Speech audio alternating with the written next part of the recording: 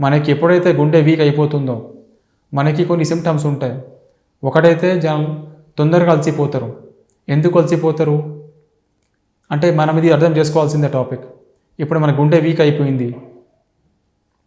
గుండె మనకి ఏం చేస్తుంది? గుండె is a like a bumper a machine.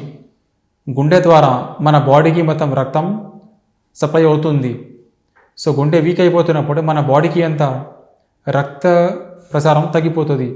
తగ్గిపోయినప్పుడు వాళ్ళు ఎక్కువ నడవలేరు, వాకింగ్ చేసుకోలేరు, వారు చాలా తొందరగా అలసిపోతారు. ఇంకా దీని తర్వాత వాళ్ళకి తొందరగా ఆయాసం వచ్చేస్తుంది. సో ఆయాసం ఎందుకు వస్తుంది? వాళ్ళకి లంగ్స్కి కానీ వాళ్ళ బాడీకి కానీ సరిగ్గా ఆక్సిజన్ సప్లై రాదు. సో అందుకని వాళ్ళకి ఆయాసం వస్తుంది. మనకి నెక్స్ట్ సిమ్టమ్స్ ఏముంటాయంటే వాళ్ళకి రాత్రిపూట పడుకున్నప్పుడు బాగా ఆయాసం వస్తుంది. ఎవరికి అయితే గుండె పంపింగ్ వీక్ అయిపోతుందో it is called as heart failure అంటాం మనం.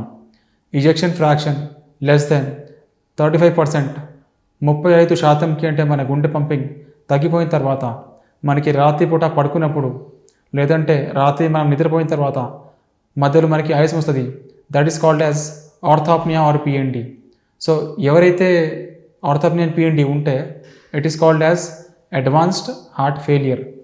ఇంకా ఇది సిమ్టమ్స్ వచ్చిన తర్వాత కొంతమందికి you will get something called as ventricular tachycardia, VT or VF అంటాం మనం.